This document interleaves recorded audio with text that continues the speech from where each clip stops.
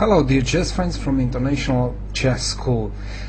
In the modern praxis you probably have noticed that some games are finished before one of the players even start to play. He loses without knowing why, and the blame for this can be thrown on the computers. With the help of the computers, the attack possibilities have been enhanced and strictly correlated with the opening play. Today we will watch a game played in May 2011 between the Romanian Grandmaster Purligras, rated 2626, against the Hungarian Grandmaster Szabó Krisztián, rated 2512. The game features the martial gambit from the Slav defense, and actually the game was won from home due to a better opening preparation. The Romanian Grandmaster was able to increase the speed of the attack, and we will watch how he did this. c4, e6. Now white transposes with d4 after d5 to Queen's Gambit, knight c3, and now instead of playing knight f6, which would have prevented e2 e4, black played c6. This move order was tricky because black played e7 e6 at the first move, and he misses the knight on f6 now, so he couldn't play the semi-Slav, and he entered directly into the Slav defense. Now white played e4. This is known as a martial gambit. It was played a lot at the beginning of the 20th century. Since then the player felt that white has compensation for the sacrificed pawn, but with the help of the computers they could better understand which are the basic idea behind this gambit. Unfortunately for black, is difficult to decline this gambit, otherwise white will gain central domination. For example, after bishop b4, bishop d3, now the knight is pinned, so the bishop has to defend the e4 pawn. d takes e4, black is forced to exchange his only central pawn, the d5 pawn. Bishop takes e4, knight f6, bishop c2. White has a wonderful position, the lead in development, two bishops working on adjacent diagonals, and most important of all, the bishop from c8 is completely out of play, which seems to give white a certain domination on the light squares. The known theoretical line is d takes e4 here, knight takes e4, bishop b4 check. Black uses the consequence of white's last move, which weakened the a5 e1 diagonal. Bishop d2, knight c3 is another possibility, but white wants to keep his central active knight, which already stresses the vulnerability of the d6 square. This is a weak square, and somehow black's construction is superficial, because after bishop b4, bishop d2, the dark squares bishops will be exchanged, which means that d6 square will tend to be a chronicle weakness. Queen takes d4, bishop takes b4, queen takes e4, bishop e2. Now the first element of the attack is present on the board, a weak square on d6, where white can install the queen or the dark squares bishops. Now queen g2 is another known variation, but after bishop f3, queen g6, white has an overwhelming initiative. He will continue to gather tempos by attacking the black queen, which means that his attack will have a superior speed. For this reason, black chose knight a6,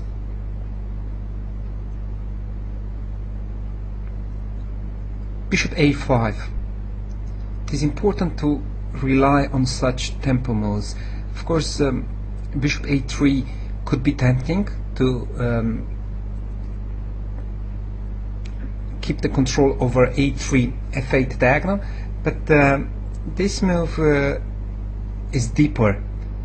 It threatens queen d8 immediately, and after b7, b6, a new weakness will arise on the board, the pawn from c6. In conjunction with the unhappy position of knight a6, the c6 pawn will be a serious weakness, and I think that f6 is the only reasonable move here. In this case, black will allow queen d8 check, but white's pieces will be a little bit disorganized after queen d8, so maybe knight f3, trying to keep queen d8 in the backhand, and then b6 will lead to a similar position, and after e5, short castle, bishop g4, defending the d8 square. White can play rook e1, creating very dangerous threats along the e file. In any case, white has the upper hand here. Black played b6, which is a theoretical variation. I believe that black was relaxed, knowing that the position was played before, and he's on a theoretical line. But after queen d6, conquering the weak square with the queen, he already faces difficult issues at the move 10.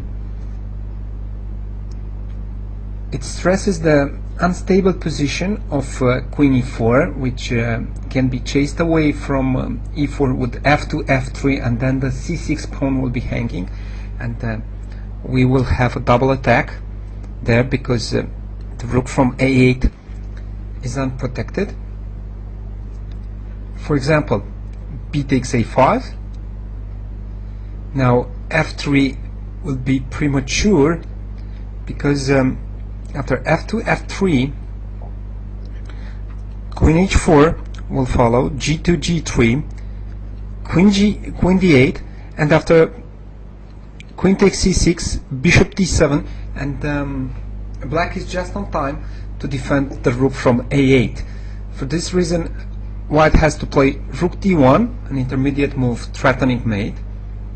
f6 is the only way to defend, since bishop b7 will release the control over the d7 square, and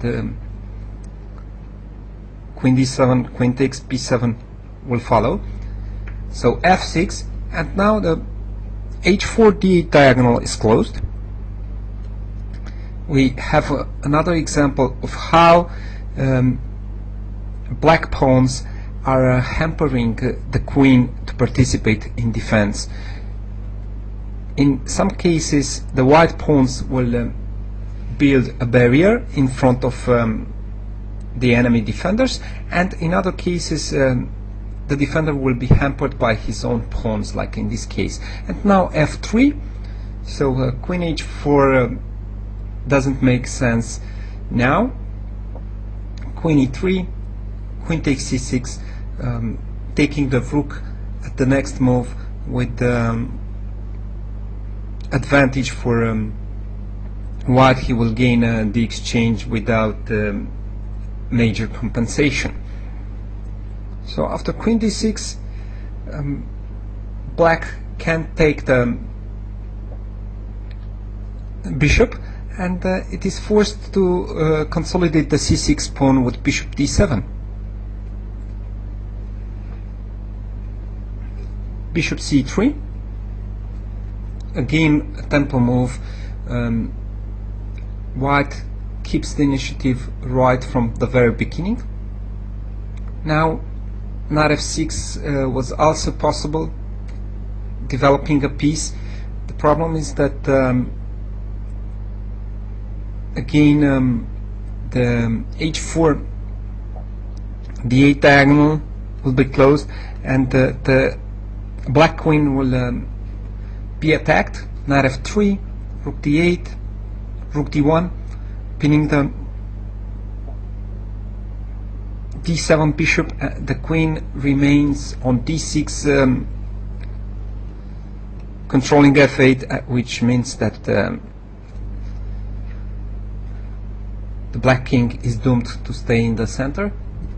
Queen f5, bishop d3, queen c5, queen g3. Now again the castle is not possible because of bishop takes f6. And now after knight h5, queen h4,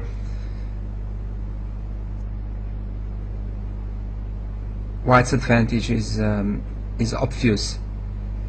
Knight f6 is the only move, but after bishop takes f6, g takes, queen takes f6, the knight will be able to conquer the dark squares. Right from the beginning, after the disappearance of black's dark squares bishops, white had the domination over the dark squares, and he used this trump at maximum. Black played f6. Everything started with this queen on d6, when the coordinator of the attack, which is the queen, has such a dominating position. It is easy for white to bring other pieces in order to create a local piece superiority. Everything starts with an outpost, with a well-placed piece, and behind the threats created by the queen, the other pieces can join in attack. Knight f3, e5. This looks like a loss of tempo, but one more time is a theoretical line. I suppose that long castle directly was preferable. There's no time for black to lose in this position, and e5 doesn't have any merit. It looks like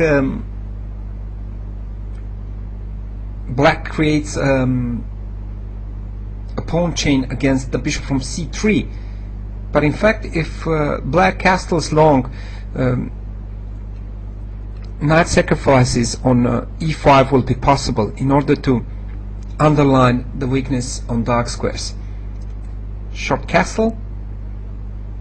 Now queen takes c2 doesn't work because of rook fe1, and if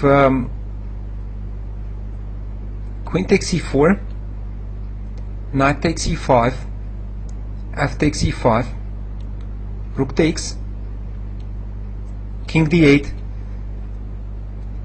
and queen f8 check, king c7, and queen takes a8.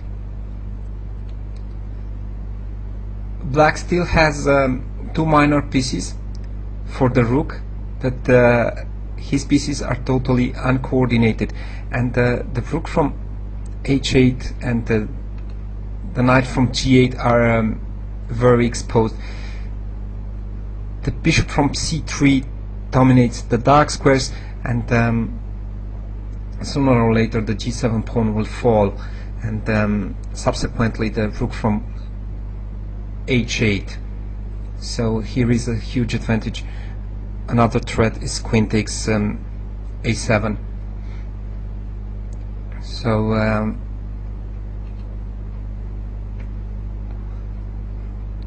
the problem with the e5 is that it lost a tempo, and in fact the e5 pawn is no better than the e6 pawn. It's also vulnerable due to the number of attackers from white side. Long castle, rook fe1. The threat is of course c5, and then bishop a6. Double attack, check queen, and the queen from e4 will go down. For this reason, black has to leave the e4 square with the queen, and it has a very difficult choice here. I think that c5 was the best move, but attacking play induces mistakes, as you know. He played queen f5. Anyway, after queen g6,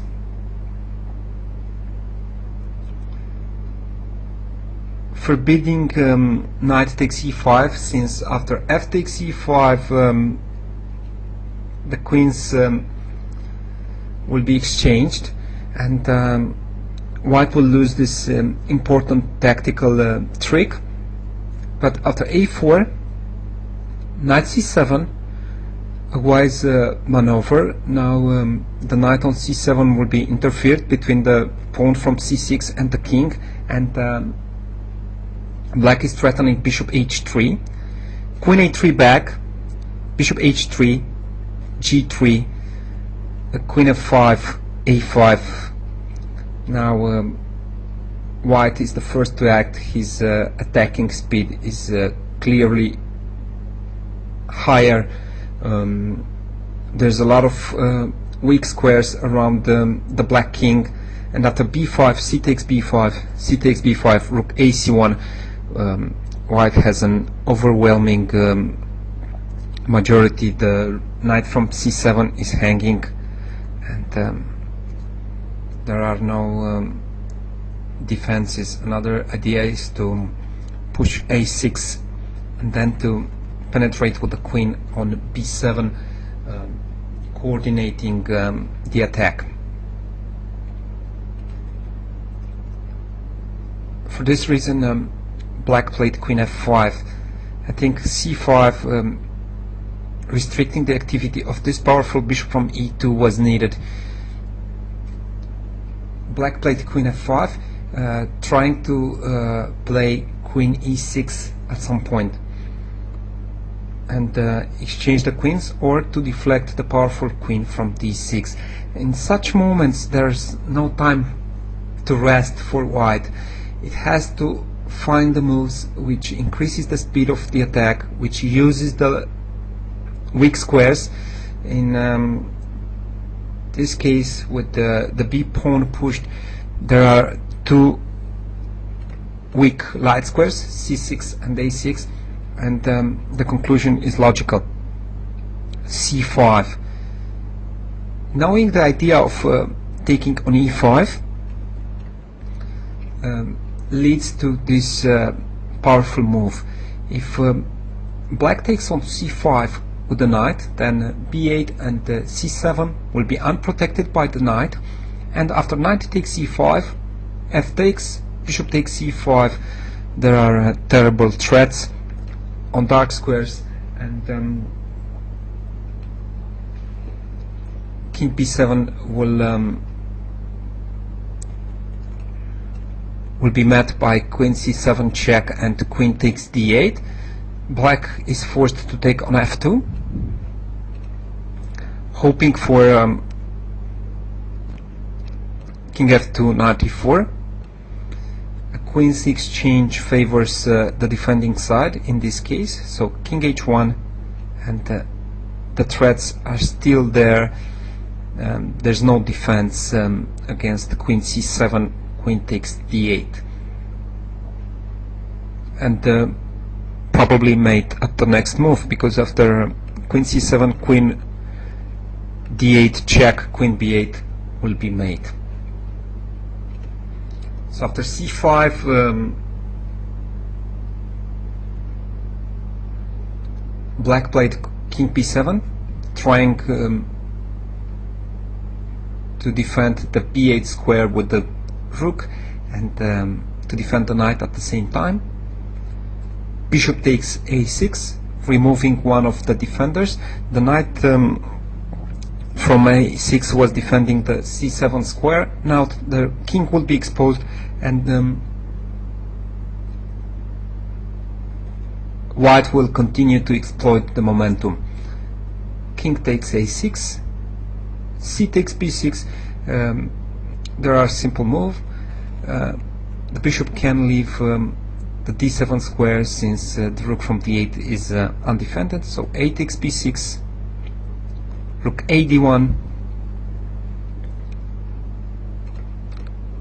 White has 5 active pieces, while black's army is completely uncoordinated. Knight h6, queen c7.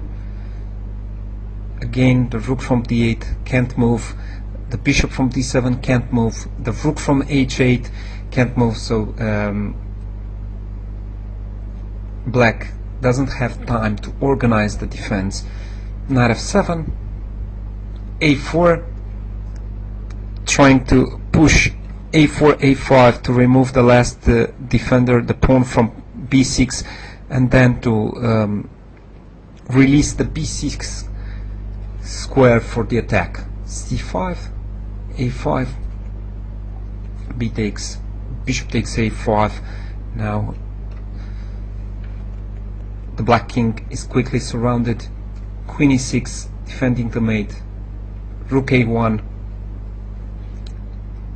White is flexible and uses the new open file against the black king. Rook c8, bishop c3 check, king b5, queen b7 check. After queen b6, rook a5 will follow, and after king c4, knight d2, king d3, queen e4, the black king will be mated. In this game, white had the initiative right from the first moves, and the most important element of the attack was a weak square on d6, and secondly, we had the initiative, the speed of the attack eased by the fact that the black queen was exposed and unable to participate in defense. So if you are an attacking player, try to find the openings which suits your style, and try to find such variations where the attack can be developed very quickly, and where the border between the opening and the middle game is just a thin line.